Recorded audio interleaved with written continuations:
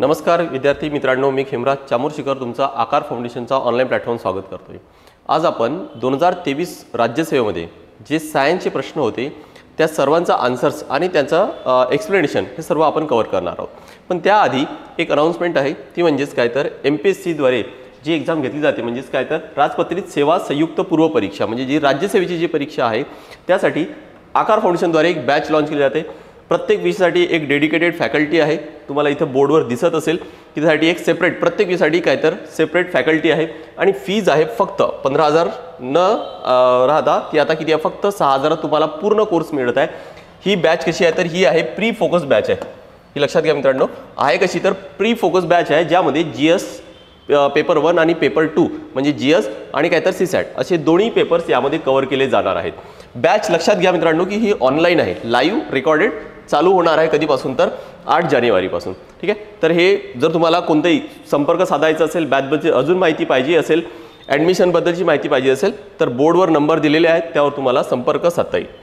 तर आत्ताच जसं मी तुम्हाला सांगितलं आहे की आजच्या व्हिडिओमध्ये आपण काय घेणार आहोत की राज्यसेवा 2023 मध्ये झालेले जे सायन्सचे प्रश्न आहेत त्यांचं प्रत्येकाचं आन्सर्स काय होतं, आयोगाच्या कीनुसार काय आन्सर आहे आणि त्याचे एक्सप्लेनेशन डिटेल एक्सप्लेनेशन की त्याचा आन्सर काय आहे ते सगळं आपण डिटेल आज घेणार आहोत।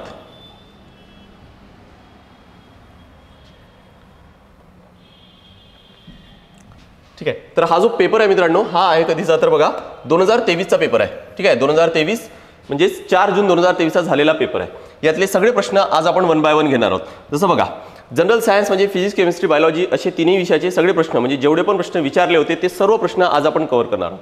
पहिला जसा प्रश्न आहे की रिकामी जागा हा पदार्थाचा प्रतिरोधकता निर्णायक म्हणजेच काय तर क्रिटिकल तापमानाच्या खाली शून्य होतो। राईट, पर्याय दिलेले आहेत। बेसिकली कॉन्सेप्ट काय आहे तर बघा हा टॉपिक कशाचा आहे, फिजिक्स मधला करंट इलेक्ट्रिसिटी टॉपिक आहे त्यामधला हा प्रश्न आहे।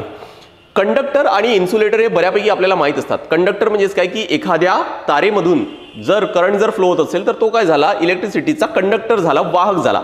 नाही होत असेल त्याला आपण इन्सुलेटर म्हणू, अगदी वरून आपण बघतोय। ठीक आहे, पण काही वाहक बघा यासोबतच अजून एक कॉन्सेप्ट आहे तो म्हणजेच काय तर रेजिस्टिव्हिटीचा। रेजिस्टिव्हिटी ज्याला रोधकता म्हणतात। रोधकता म्हणजे काय, रेजिस्टिव्हिटी म्हणजे काय की अडथळा निर्माण करणे है ना, रेजिस्ट करणे म्हणजे काय की अडथळा निर्माण करणे, बरोबर।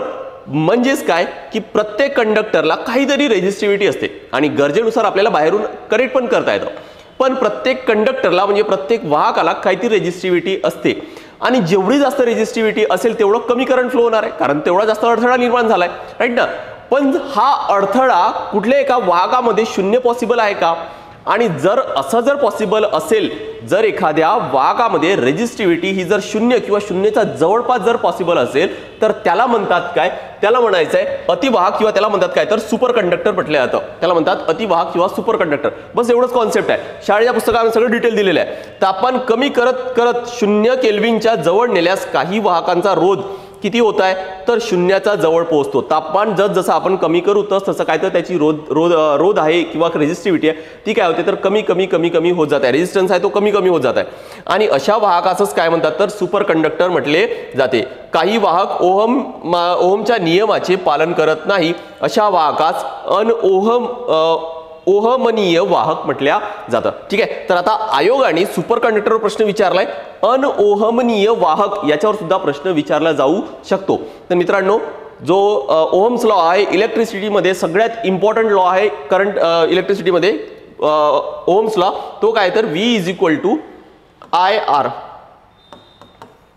V = IR हा ओहम लॉ आहे, तो तुम्हाला समजून घ्यायचा आहे, फार इम्पॉर्टंट आहे। करंट इलेक्ट्रिसिटी म्हटलं की सगळ्यात इम्पॉर्टंट लॉ आहे। ठीक आहे, तर या प्रश्नाचा आन्सर काय येणार तर सुपर कंडक्टर अतिवाहक। नेक्स्ट बघा पुढचा जो प्रश्न आहे तो काय आहे तर बघा मी तुम्हाला एक परत सांगतो की इथं जे सगळे तुम्हाला मॅक्झिमम जे हे दिसत आहेत, कटआउट दिसत आहेत, स्क्रीनशॉट दिसत आहेत, हे लक्षात घे शाळेच्या पुस्तकात आहेत। कारण मी नेहमी सांगत असतो की शाळेच्या पुस्तकातून तुम्हाला 90% पेक्षा जास्त म्हणजे कदाचित एखाद प्रश्न असा असेल जो बाहेरचा असेल पण मॅक्झिमम प्रश्न शाळेच्या पुस्तकातून सॉल्व्ह होतात आयोगाचे आणि म्हणून तेच तुम्हाला सांगण्यासाठी, कारण बरेच विद्यार्थी असे असतात जे शाळेच्या पुस्तका वापरत नाहीत आणि तेच सांगण्यासाठी म्हणून मी मुद्दामून हे सगळं घेऊन आलेलो आहे। ठीक आहे, मागच्या प्रश्नातही जो कटआउट होता स्क्रीनशॉट होता तो पण शाळेच्या पुस्तकातलाच होता, हा त्यातलाच आहे। काय तर बघा एखादी वस्तू 36 डिग्री अंशात तिरप्या असणाऱ्या दोन समतल आरशांमध्ये समरूप ठेवली. समतल आरसे म्हणजे काय तर प्लेन मिरर, असे दोन मिरर आहेत, यामध्ये ठेवली. या दोघांमधला अँगल आहे तो किती दिलेला आहे तर 36 डिग्री दिलेला आहे. तर किती प्रतिमा तयार होतील? इथं सरळ फॉर्म्युला दिलाय बघा, इथं सरळ फॉर्म्युला दिलाय की n = 360/θ. म्हणजे n ची स्मॉल n ची जर व्हॅल्यू काढायची आहे तर ती किती असणार तर 336 आणि अँगल किती आहे तर 360 आणि अँगल आहे किती तर 36. म्हणजे स्मॉल n ची व्हॅल्यू किती येणार तर ती 10 येणार. स्मॉल n ची व्हॅल्यू येणार किती 10 येणार. आता पुढे काय दिले बघा, n be the number of images, म्हणजे कॅपिटल n आपल्याला काढावं लागेल. स्मॉल n तर मिळालं पण ते नंबर ऑफ इमेजेस नाहीये. जर या ठिकाणी जर एखादी काय दिलंय, एखादी वस्तू ठेवलेली आहे या दोन आरशांच्या मध्ये, तर आपण जर इकडून जर बघू तर किती प्रतिमा दिसतील ते आपल्याला ऍक्च्युअली काढायचे. तर n हे इमेजेस नाहीये, आपल्याला कॅपिटल n ची व्हॅल्यू काढायची आहे.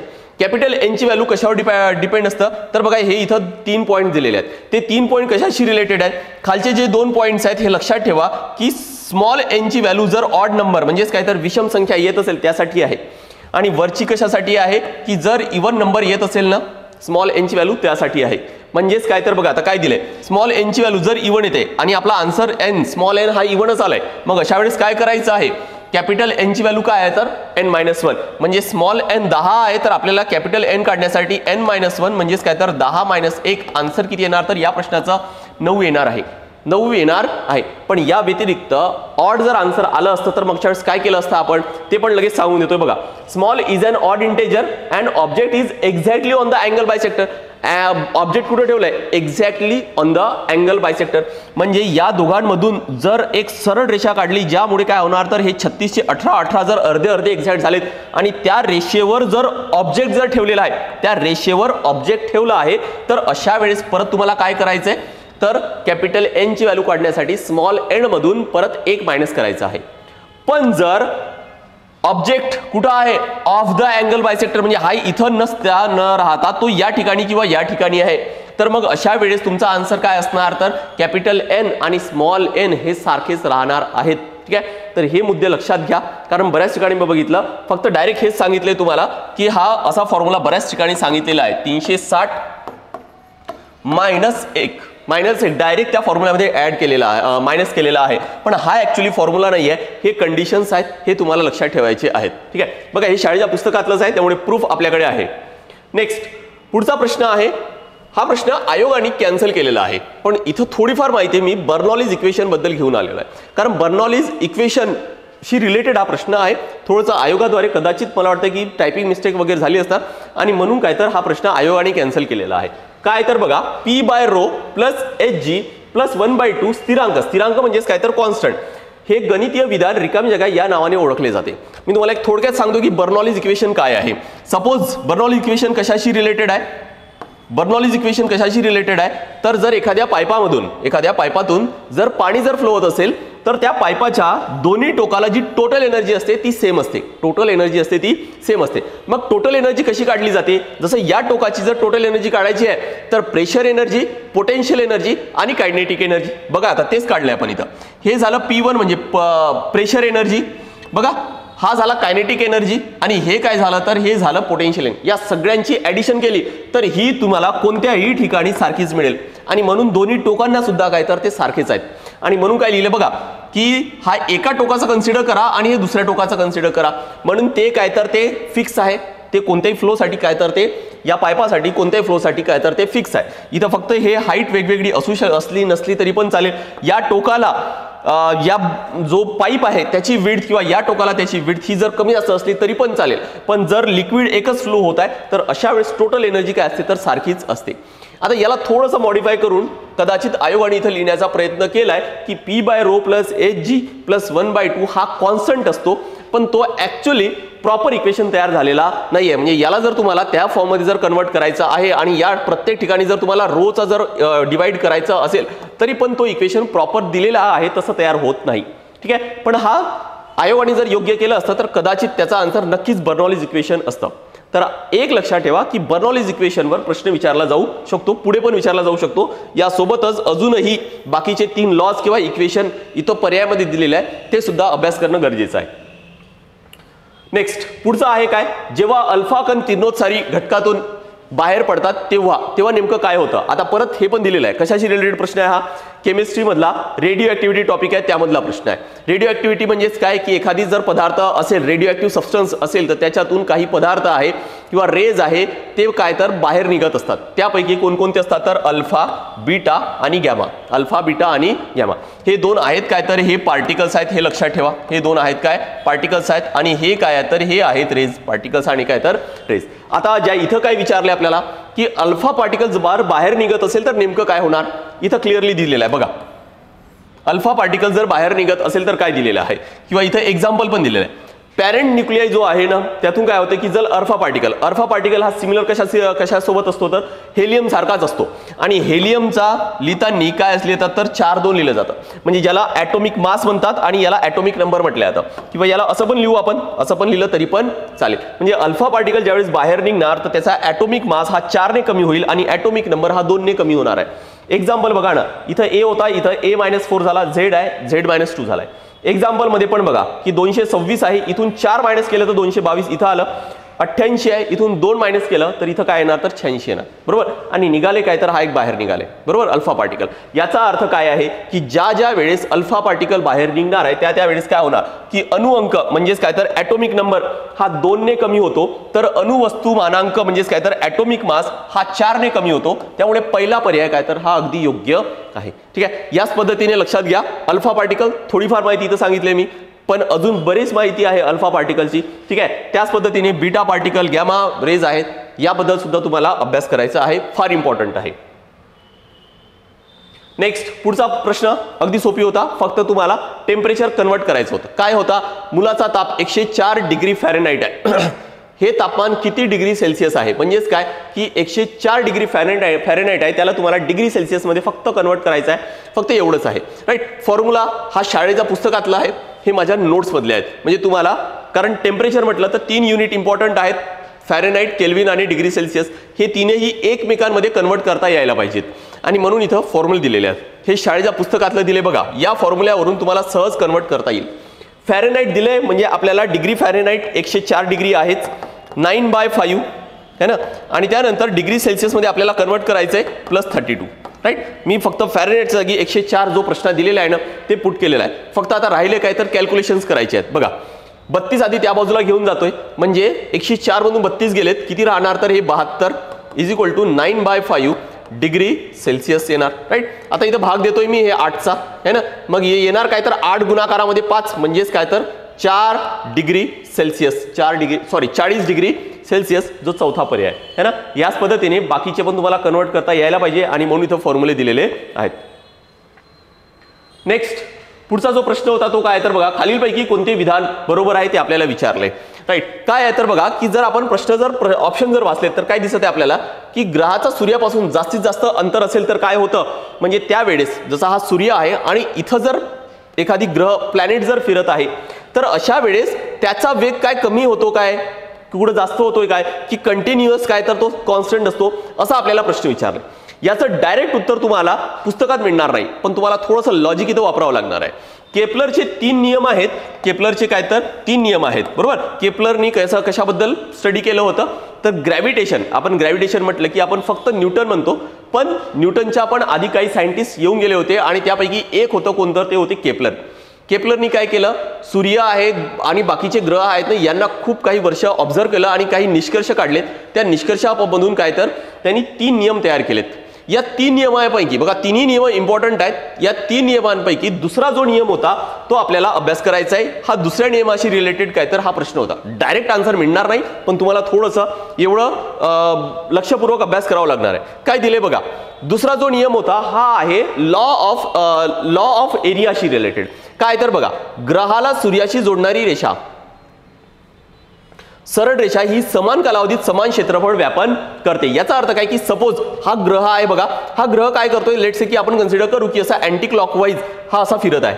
राईट, आता काय होतंय की ए पासून बी पर्यंत लेट्स से की तो आपण कन्सिडर करू की टी एवढ्या वेळेमध्ये काय तर तो ए पासून बी पर्यंत गेला, तेवढ्याच वेळेमध्ये सी पासून डी पर्यंत गेला आणि तेवढ्याच वेळेमध्ये ई पासून एफ पर्यंत गेलाय. राईट, आणि अशा वेळेस सारख्या वेळेमध्ये जो पण एरिया, म्हणजे आता जर मी इथून जर हे ए पासून बी पर्यंत गेलाय आणि इथून जर सरळ रेषा जर कनेक्ट केलं, जो पण एरिया आपल्याला मिळणार आहे तो कन्सिडर केला, सिमिलरली इथचा पण एरिया आणि इथचा पण एरिया जर मी कन्सिडर केला तर हा तीनही एरिया काय आहे तर हा तिन्ही एरिया सारखाच असतो.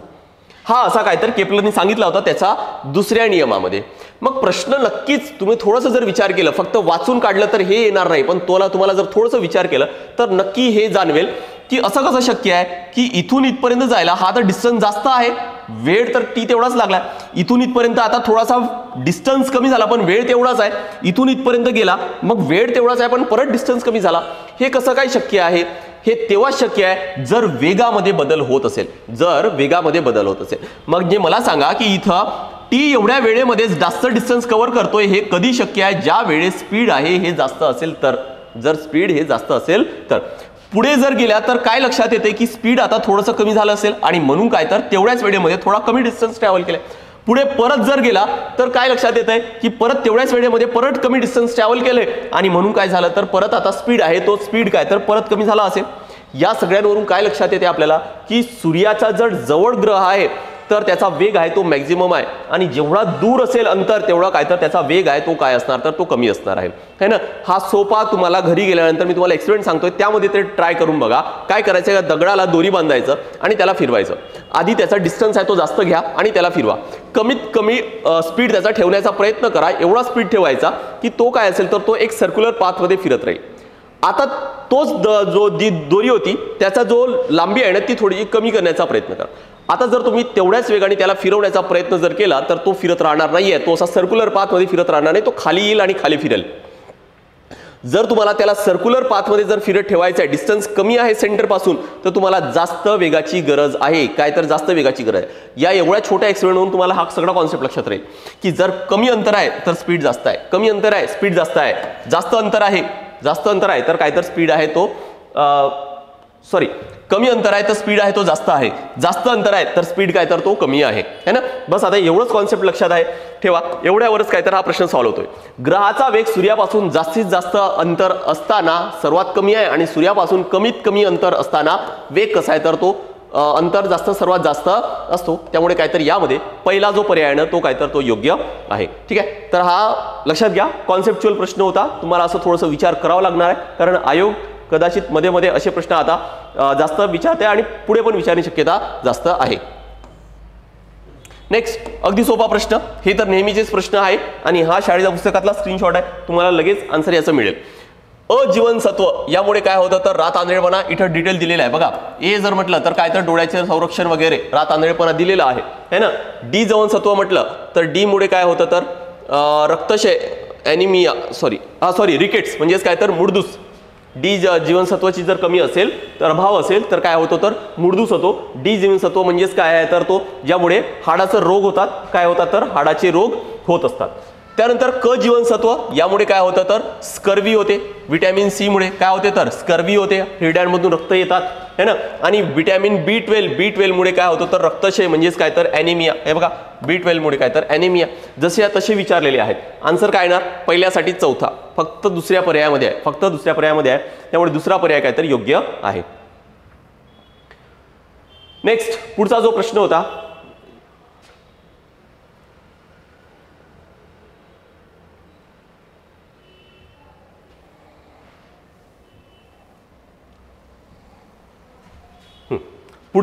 होता मित्रांनो तो काय आहे तर बघा अँग्विना ट्रिटिसी रिकामी जागा हा वनस्पतीवर आढळणारा परजीवी नेमाटोड आहे. Anguina tritici is the parasitic nematode found on blank plant. कोणत्या झाडावर अँग्विना ट्रिटिसी हे सापडतं. आता नोट्समध्ये मी हे प्रोव्हाइड केलेलं आहे विद्यार्थ्यांना की ट्रिटिसी ज्या ज्या ठिकाणी आहेत त्या ठिकाणी तो जो झाड असणार तो आहे काय तर वीट म्हणजेच काय तर गहू.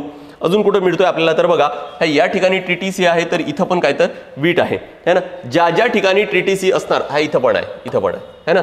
ज्या ज्या ठिकाणी ट्रिटिसी आहे तर त्या ठिकाणी तुम्हाला काय सापडतो तर वीट सापडतोय, है ना. त्यामुळे आता हे जे लिस्ट आहे रोगांची लिस्ट आहे, झाडांवर प्लांटवर वनस्पतीवर सापडणाऱ्या रोगांची लिस्ट आहे, ही कंटिन्यू वाढतच जाणार आहे. नवीन रोग तुम्हाला माहित होतील आणि ते तुम्हाला नोट्समध्ये ऍड करायचे आहेत. जसा हा रोग आहे हा रोग तुम्हाला काय तर आता परत ऍड करायचा आहे. पण एक लक्षात ठेवा की ट्रिटिसी जर म्हटलं तर ट्रिटिसी म्हणजेच काय तर तो गहू म्हणजेच काय तर व्हीटवर सापडणार रोग आहे. आन्सर काय येणार याचा तर पहिला पर्याय आहे. नेक्स्ट हा अगदी सोपा प्रश्न होता की शंखशास्त्राचा अभ्यास म्हणजे कशाचा अभ्यास आहे. कोन्कोलॉजी इज द स्टडी ऑफ, हा कशाचा अभ्यास आहे तर शेल ऑफ मोलुस्का. हे अगदी सोपं आहे, मराठीमधून तुम्हाला इझिली काढता येईल की मोलुस्का म्हणजे काय. त्याचा एक बेस्ट एक्झाम्पल म्हणजे गोगलगाय इमॅजिन करा. गोगलगाय म्हणजे काय असतं तर वर शंखासारखा भाग असतो, वरचा जो भाग असतो तो थोडा टणक शंखासारखा भाग असतो आणि त्याचा अभ्यास म्हणजेच काय तर तो शंखशास्त्र कोन्कोलॉजी असते. नेक्स्ट परत एक प्रश्न हा मोलुस्का या फायलमवरच विचारलेला आहे. काय तर बघा, मोलुस्का वर्गीय प्राणी मृदुकाय असतात आणि ते खालील वैशिष्ट्ये धारण करतात. आता इथं मी हा सुद्धा स्क्रीनशॉट शाळेच्या पुस्तकातलंच आहे आणि हायलाइट पण करून आणले. जशा तसे सेंटेन्स काय तर विचारलेले आहेत बघा. ते प्राणीसृष्टीतील दुसरा सर्वात मोठा वर्ग आहे.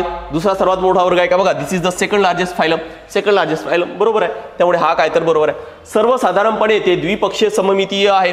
द्विपक्षीय सममिती म्हणजेच काय तर बायलॅटरल सिमेट्रिकल म्हणजेच काय की जसं आपलं शरीर आहे एका लाईन मधून जर कट केलं तर दोन सारखे भाग होतात है ना, अशी एकच लाईन आपल्या शरीरामध्ये सापडते. त्यामुळे अशाला काय म्हणतात बायलॅटरल सिमेट्रिकल. यांचं पण शरीर मॅक्झिमम तसंच आहे है ना. सर्वसाधारणपणे म्हटलंय, सर्व नाही. These are bilaterally symmetrical but few are asymmetrical. पण काही काय तर सर्वसाधारणपणे काय सापडतात तर बायलॅटरली सिमेट्रिकल सापडतात. काहीच आहेत ज्यांचं शरीर असममितीय आहे, असिमेट्रिकल आहे. त्यामुळे दुसरा पण काय तर बरोबर आहे.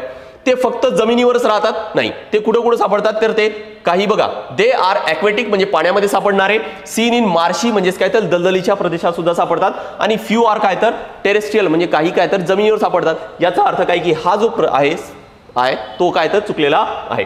त्यांना मासल पाय असतात. इथं दिले muscular foot is present on the ventral side. कोणत्या बाजूला, समोरच्या बाजूला. समोरच्या वेंट्रल साइड म्हणजे काय समोरचा भाग है ना, तर त्यामध्ये काय तर मस्क्युलर फूट आहे म्हणजे मासल अवयव आहे.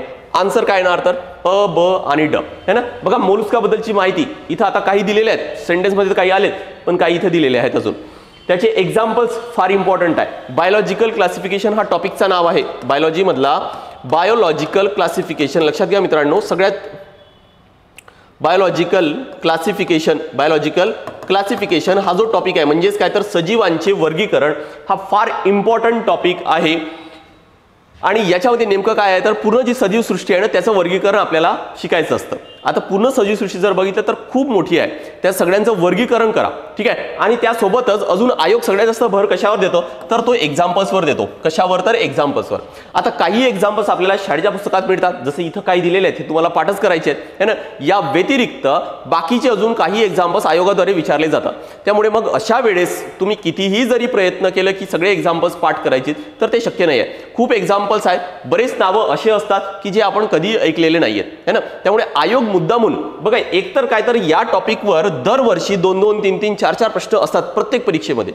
पण बायोलॉजिकल क्लासिफिकेशनवरचे सगळे प्रश्न अटेम्प्ट होणं शक्य नाही आहे. कारण काय, कारण एक्झाम्पल मुद्दामून असे कुठेतरी बाहेरून आणतात जे आपण कधी ऐकलेले नाहीये है ना. तर ते आयोगाद्वारे एक लक्षात घ्या की ते मुद्दामूनच टाकलेले आहेत. त्यामुळे अशा प्रश्नांचं फार काही काळजी करू नका, विचार करू नका. पण जे थेरॉटिकल प्रश्न आहेत जसा हा मोलुस्काचा प्रश्न आहे, हा प्रश्न तुम्हाला सॉल्व्ह व्हायलाच पाहिजे. एवढं आपल्याला बायोलॉजिकल क्लासिफिकेशन नक्की पाठ करायचं ठीक आहे. पुढे अजून एक प्रश्न येईल बायोलॉजिकल क्लासिफिकेशन, त्यावेळेस मला सांगितलंय की खूप एक्झाम्पल्स तुम्ही कितीही पाठ केले तरी पण आयोग कुठलं तरी एक नवीनच एक्झाम्पल घेऊन येतो ठीक आहे. हे तुम्हाला पाहायला मिळेल. त्यामुळे मॅक्झिमम एक्झाम्पल्स पाठ करण्याचा प्रयत्न करा. पण पेपरमध्ये एखादी नाही आला प्रश्न तर त्याचं काही अजिबात काही विचार करू नका. तो तुम्हाला नाही आला, तो मॅक्झिमम विद्यार्थ्यांना आलेला नाही. कदाचित कोणी तुक्का मारला असेल किंवा कोणी त्या बॅकग्राऊंडचा असेल तर त्याचं तो बरोबर येईल, अदरवाईज असणार नाही ठीक आहे. तर बायोलॉजिकल क्लासिफिकेशन लक्षात ठेवा, फार इम्पॉर्टंट टॉपिक आहे. पुढचा जो प्रश्न आहे तो काय आहे तर बघा की 0.10 याला म्हणतात मोलॅरिटी. जलीय HCl द्रावणाचा pH काढण्यासाठी खालीलपैकी कोणता गणितीय संबंध वापरावा. आता pH जर काढायचा आहे तर अशा वेळेस काय फॉर्म्युला आहे तर -log10 H+ions. हा अगदी सोपा फॉर्म्युला आहे ना. आता H+ions जागी लगेच हे पुट करून द्या. हे पुट करून दिलं तर काय येणार तर बघा -log10 है ना 0.10. आता या 0.10 ला जर मी कन्वर्ट केलं, 0.10 ला जर कन्वर्ट केलं तर मला काय मिळणार तर 1 × 10⁻⁻1 है ना. हा सरळ सरळ या फॉर्म्युला दिलेला आहे. सरळ सरळ तिसऱ्या याच्यात दिले, तिसऱ्या पर्यायामध्ये सरळ दिलेला आहे है ना. आणि शाळेच्या पुस्तकात हा एक एक्झाम्पल सुद्धा दिलेला आहे. फक्त इथं तुम्हाला काय दिलंय तर 0.01 दिलंय. आपल्याला प्रश्नामध्ये फक्त 0.1 दिले. इथं 0.01 असल्यामुळे 10⁻⁻2 आलं. इथं 0.1 असल्यामुळे 10⁻⁻1 येणार है ना. म्हणजे शाळेच्या पुस्तकात बराचसा आपल्याला डेटा जसा तसा सापडतो. तर या प्रश्नाचा आन्सर येणार काय तर तिसरा पर्याय. नेक्स्ट परत एक केमिस्ट्रीचा प्रश्न होता, थोडासा न्यूमरिकल होता, तुम्हाला सॉल्व्ह करावा लागणार आहे हा. ठीक आहे. 1.5 मोलॅरिटी H2SO4 च्या 10 DM³ द्रावणापासून 1.0 याला म्हणतात नॉर्मॅलिटी H2SO4 चे द्रावण कसे बनवाल. आता यासाठी द्रावण बनवण्यासाठी आहे तर यासाठी फॉर्म्युला काय की N1V1 = N2V2. N1V1 = N2V2 हा फॉर्म्युला आहे. आता यामध्ये बघा ना काय काय दिले आपल्याला. 1.5 मोलॅरिटीच्या 10 DM³ म्हणजे व्हॉल्यूम दिलेला आहे. हा आहे काय तर व्हॉल्यूम आहे है ना. तर हा 10 DM³ दिलेला आहे. पण इथं आपल्याला मोलॅरिटी दिले, नॉर्मॅलिटी दिलेली नाहीये. आपल्याला इथं ठेवताना तर नॉर्मॅलिटी ठेवावं लागेल, बरोबर ना. म्हणजे या मोलॅरिटीला आपल्याला काय तर कन्वर्ट करावं लागेल कशामध्ये तर नॉर्मॅलिटीमध्ये. कशामध्ये कन्वर्ट करावं लागणार नॉर्मॅलिटीमध्ये, लक्षात घ्या. ठीक आहे. आणि ते कन्वर्ट करून आपल्याला इथं ठेवावं लागेल. बाकीचे दोन व्हॅल्यूज काय आहे, कशापासून कशाचं बनवायचं आता 1.0 नॉर्मॅलिटी दिलेला आहे ऑलरेडी आणि व्हॉल्यूम किती लागणार ना ते आपल्याला काढायचंय. द्रावण कसे बनवाल ते विचारले. पर्यायामध्ये जर बघितलं तर किती पाणी घालावं लागेल, किती काय करावं लागेल, म्हणजे शेवटी व्हॉल्यूमच काढायचंय, तो आपल्याला इथं काढता येईल है ना. आता N1 ची व्हॅल्यू कशी काढायची तर बघा मोलॅरिटी कन्वर्जन नॉर्मॅलिटी मध्ये करता येतं. मोलॅरिटी 1.5 दिलेला आहे आणि व्हॅलेन्सी फॅक्टर H2SO4 चा व्हॅलेन्सी फॅक्टर किती आहे तर तो 2 आहे है ना. म्हणजे 1.5 × 2 हा किती येणार तर नॉर्मॅलिटी येणार किती तर 3 येणार. म्हणजे इथं आपल्याला काय करावं लागेल तर 3 ठेवावं लागणार आहे. याचा अर्थ काय की V2 = 3 गुणाकारामध्ये 10 म्हणजे किती येणार 30. हा तर 1.0 आहे म्हणजे 1च आहे, त्यामुळे त्याला काही कन्वर्ट करायची गरज नाही. म्हणजे नवीन जो व्हॉल्यूम असणार आहे तो किती आहे तर V2 आहे आणि युनिट काय येणार व्हॉल्यूम आहे, त्यामुळे इथं DM³ यूज केलाय, इथं सुद्धा काय येणार तर DM³ येणार आहे राईट. म्हणजे नवीन जो असणार आहे द्रावण तो किती असणार तर 30 DM³ चा असणार आहे. ऑलरेडी द्रावणामध्ये 10 DM³ आहे ना, ऑलरेडी द्रावणामध्ये 10 DM³ आहेच, पण आपल्याला टोटल पाहिजे किती तर 30 पाहिजे, म्हणजे एक्स्ट्रा अजून लागणार किती तर 20 DM³ लागणार आहे. याचा अर्थ काय की दिलेल्या द्रावणात 20 DM³ पाणी घालून काय तर आपल्याला तयार करता येईल राईट. या पद्धतीने काय तर हा न्यूमरिकल केमिस्ट्रीचा न्यूमरिकल होता, तो तुम्हाला सॉल्व्ह करता येईल. पण यासाठी तुम्हाला नॉर्मॅलिटी, मोलॅरिटी, व्हॅलेन्सी फॅक्टर, त्यानंतर अजून मोलॅलिटी मधून पण एक कॉन्सेप्ट आहे, कॉन्सन्ट्रेशन काय, डायल्युशन काय, ह्या सगळ्या गोष्टी समजणं फार जास्त गरजेचं आहे. नेक्स्ट बघू प्रश्न बघा.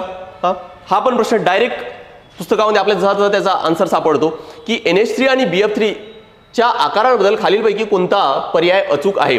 Which of the following is correct for the shapes of NH3 and BF3. NH3 आणि BF3 चा जो शेप आहे ना तो कसा आहे तो आपल्याला काढायचा आहे. बघा इथं डायरेक्ट दिलंय की एक्झाम्पल NH3 चा शेप कसा आहे ट्रायगोनल पिरॅमिडल. आणि मी रिक्वेस्ट करतोय की काय करायचे जेवढे एक्झाम शाळेच्या पुस्तकात दिलेले आहेत त्यांचे शेप तुम्हाला पाठ करायचे आहेत. मॅक्झिमम प्रश्न असेच विचारलेले आहेत है ना. त्यासोबतच अजून काय आहे तर बघा BF3 चा शेप कसा आहे, BF3 चा ट्रायगोनल प्लेनर आहे. बस NH3 pyramidal, BF3 planar. NH3 pyramidal आणि BF3 प्लेनर. याचा अर्थ काय की फोर्थ ऑप्शन आहे ना तो काय तर तो योग्य आहे. नेक्स्ट पुढे परत एक छोटासा न्यूमरिकल आहे. खालीलपैकी कोणत्या हायड्रोकार्बनमध्ये 80% कार्बन असतो. आता मी याचा डायरेक्ट तुम्हाला आन्सर सांगतोय, पण तुम्हाला बाकीचे जे 3 पर्याय आहेत तो एक होमवर्क म्हणून नक्की प्रयत्न करा. काय याचा आन्सर आहे काय तर इथेन. इथेनमध्ये कार्बनचं प्रमाण किती आहे तर 80% आहे. इथं आपल्याला ज्यांचा ॲटॉमिक मास वगैरे दिलेला आहे ते आपण कन्वर्ट करून घेऊ. बघा इथेनचं जर आपण काढलं तर C2H6 आहे. याचा आपण ॲटॉमिक मास जर काढलं तर किती येणार बघा. कार्बनचे 2 आहेत, एक कार्बन म्हणजे किती तर 12 आहे, 2 कार्बनचे किती होणार तर ते 24 होतील है ना. आणि हायड्रोजनचे किती आहे तर एका हायड्रोजनचा 1 आहे, इथं 6 हायड्रोजनचे किती होणार तर 6 होणार आहे बरोबर. म्हणजे टोटल जर आपण काढलं तर हे किती येणार तर हा टोटल येणार 30. आता या 30 पैकी कार्बन किती आहे C2 म्हणजे काय एका कार्बनचे 12 तर 2 कार्बनचे किती येणार 24. हे 24 आहेत किती पैकी टोटल 30 पैकी. आणि पर्सेंटेज काढायचे म्हणजेच काय करू आपण त्याला 100 ने मल्टिप्लाय करू. हे भाग दिलं मी इथं है ना आणि 24 ला 3चा भाग दिला तर 8 गुणाकारामध्ये 10. याचा अर्थ काय की आन्सर किती येणार तर 80%. याच पद्धतीने तुम्हाला बाकीचे जे आहेत ना त्या सगळ्यांचं काढायचं आहे. त्या सगळ्यांचे फॉर्म्युले इथं दिलेले आहेत. हे नक्की प्रयत्न करा कारण याच्यावर सुद्धा आयोगाने 2-3 वेळा प्रश्न विचारलेले आहेत. पुढे पण अजून एक प्रश्न आहे ज्यामध्ये तुम्हाला मोल फ्रॅक्शन काढायचं आहे, तर त्यावेळेस तुम्हाला हा ॲटॉमिक मास वगैरे काढता यायला पाहिजे. हाच प्रश्न आहे जो ज्यामध्ये मोल फ्रॅक्शन आपल्याला काढायचा आहे. काय तर बघा 180 ग्रॅम ॲसेटिक आम्ल आणि 180 ग्रॅम पाणी एकमेकांत मिसळले तयार झालेल्या द्रावणात ॲसिटिक आम्लाचा मोल फ्रॅक्शन काढायचा आहे. कशाचा काढायचा आपल्याला? ॲसिटिक आम्लाचा. आधी CH3 म्हणजे ॲसिटिक आम्ल CH3COOH याचा ॲटॉमिक मास काढून घेऊ. बघा किती आहे. कार्बन C चा किती आहे तर कार्बन किती आहे तर हे 12. हे 12 लिहून घेतोय. हायड्रोजन एका हायड्रोजनचं किती आहे तर 1. त्यामुळे इथं 3 हायड्रोजन असल्यामुळे किती झाले तर ते 3 झाले. परत कार्बनचे किती आहे तर 12 आहे. त्यानंतर पहिला ऑक्सिजन 16, दुसरा ऑक्सिजन परत त्याचे पण 16 आणि त्यानंतर परत हायड्रोजन म्हणजेच काय तर 1. किती झालेत हे बघा. 12 आणि 3 15, 15 आणि 3 27, सॉरी 15 आणि 12 27, 27 आणि 16 म्हणजेच 43, 43 आणि 16 म्हणजे 59 आणि हे काय तर 1 म्हणजे किती तर 60. या सगळ्यांची ॲडिशन किती झाली तर ती 60 झाली. त्यानंतर बरं 60 ग्रॅम है ना, हे किती झाले तर ॲटॉमिक मास किती झालं याचं तर 60 ग्रॅम झालं. पण CH3 आहे किती, सॉरी CH3COOH म्हणजे ॲसिटिक आम्ल आहे किती 180 ग्रॅम. याचा अर्थ काय की 60 ग्रॅम म्हणजे 1 मोल आहे. 60 ग्रॅम म्हणजे काय तर 1 मोल आहे. इथं किती ग्रॅम आहे 180 ग्रॅम आहे. याचा अर्थ काय की ते 180 ग्रॅम म्हणजेच ते किती झाले तर CH3 3 मोल झालेले आहेत. किती झाले तर ते 3 मोल झाले. याचा अर्थ 180 ग्रॅम ॲसिटिक आम्ल जर असेल तर तो किती आहे तर तो 3 मोल आहे. 3 मोल एवढा आहे.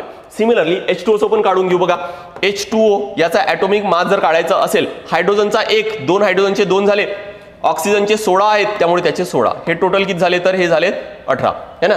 पण आता 18 ग्रॅम जर पाणी असेल तर त्याला म्हणतात काय तर 1 मोल म्हणायचंय. पण पाणी आहे किती 180 ग्रॅम. तो किती आहे 180 ग्रॅम आहे. याचा अर्थ 18 ग्रॅम म्हणजे 1 मोल, 180 ग्रॅम म्हणजे किती तर तो झाला 10 मोल झालाय.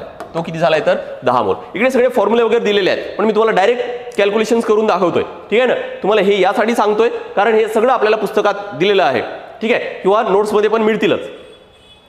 3 मोल आणि काय तर पाणी किती आहे तर 10 मोल आहे. राईट. आता आहे काय तर आपल्याला ॲसिटिक आम्लाचा मोल फ्रॅक्शन काढायचा आहे. बघा ॲसिटिक आम्लाचा मोल फ्रॅक्शन काढायचा आहे. ॲसिटिक आम्ल किती मोल आहे 3 मोल आहे. किती पैकी आहे तर हे 3 मोल आणि 10 मोल म्हणजे 13 पैकी आहे. बस 3/13 एवढं याचा आन्सर काढायचं आहे आपल्याला. जर आपण हे जर भागाकार केलं तरी किती येणार बघा. शून्याचा भाग देतोय वेगळं जर करतोय बघा 3 भागाकार 13 0 0 हे 3 इथं पॉईंट देतो, इथे 1 0 म्हणजे 13 दुने 26 होणार. हे किती उरणार तर 4 1 0, 13 त्रिक 39 होतील है ना. -1 केलं तर 1 उरणार. याचा अर्थ किती आला भागाकार तर हा 0.23. किती आलाय 0.23. याचा अर्थ आन्सर काय येणार तर 0.23. हा काय झाला तर ॲसिटिक ॲसिडचा म्हणजे किती 180 ग्रॅम ॲसिटिक ॲसिड जर 180 ग्रॅम पाण्यामध्ये ॲड केलं तर त्याचं काय झालं तर हा मोल फ्रॅक्शन झाला. या पद्धतीने काढायचं आहे. फॉर्म्युल्यात ते सगळे दिलेले आहेत, फक्त ते टर्म्सच्या फॉर्ममध्ये दिलेले आहेत. नेक्स्ट, जर 1.0 मोल आदर्श वायूचे, आदर्श वायू म्हणजेच काय ज्याला आयडियल गॅस म्हटलं जातं, आकारमान मानक तापमान आणि दाबाला 22.4 लिटर असेल तर सर्वकष वायू स्थिरांक म्हणजेच काय तर ज्याला R म्हणतात, आयडियल गॅस इक्वेशन म्हटलं जातं किंवा युनिव्हर्सल गॅस कॉन्स्टंट ज्याला म्हणतात. आयडियल गॅस इक्वेशन काय PV = nRT. फार इम्पॉर्टंट आयडियल गॅस इक्वेशन है ना. गॅस लॉज जे आहेत 3-4 जे गॅस लॉज आहेत त्यामध्ये काय तर तुम्हाला हे पाहायला मिळेल PV = nRT. आणि हा जो R आहे याला काय म्हणतात तर युनिव्हर्सल गॅस कॉन्स्टंट म्हटलं जातं. आता आहे काय तर बघा की ज्या वेळेस 1 मोल आदर्श वायूचे किती तर 1 मोल है ना, म्हणजे 1 मोल काय तर आयडियल गॅस आणि दाब किती आहे तर 22.4 लिटर है ना. यावेळेस R ची व्हॅल्यू किती राहणार. आता हे सगळे हे सगळे जे व्हॅल्यूज आहेत हे सगळे स्टँडर्ड व्हॅल्यूज आहेत. यांना स्टँडर्ड व्हॅल्यूज म्हटलं जातं. आणि जर स्टँडर्ड व्हॅल्यूज असेल तर R ची पण व्हॅल्यू स्टँडर्डच येणार आहे. आणि ते सरळ आपल्याला पाठच करायचे आहेत. हे सगळे पाठ करायचे आहेत. यावर तुम्हाला न्यूमरिकल विचारण्याची शक्यता फार कमी आहे. पण ॲटलिस्ट हे 3 व्हॅल्यूज आहेत ना, हे 3 व्हॅल्यूज नक्की पाठ करा. फक्त 3 व्हॅल्यूज आहे कशाचे तर R चेच आहेत. फक्त फरक काय आहे ज्या वेळेस युनिट बदलणार त्या वेळेस काय तर कारण कन्वर्ट करतो ना आपण, त्यामुळे युनिट बदललं की व्हॅल्यू सुद्धा काय तर ती बदलणार आहेत है ना. त्यामुळे एवढं लक्षात घ्या की युनिट बदलल्यामुळे व्हॅल्यू बदलणार आहे. बघा आता मग R ची व्हॅल्यू किती आहे इथं डायरेक्ट बघू आपण. बघा काय दिसतंय आपल्याला की पहिला जर पर्याय जर बघितलं 0.0821 दोन पर्यायामध्ये आहे. युनिट काय atmosphere litre mole inverse kelvin inverse. Atmosphere litre mole inverse kelvin inverse direct जशी तशी व्हॅल्यू आहे, काही बदल नाहीये. सरळ जसं विचारलंय. याचा अर्थ तुम्हाला 2 व्हॅल्यू सुद्धा काय तर पाठ करायचे आहेत. यासोबतच बाकी हे लक्षात ठेवा की कोणत्या क्वांटिटीसाठी कोणते युनिट आहेत ना ते यूज केलेले आहेत.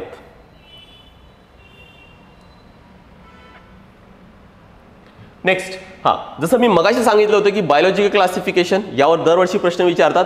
काही मुद्दामून एक्झाम्पल्स टाकले जातात जे आपण कधी वाचलेले ऐकलेले नसतात.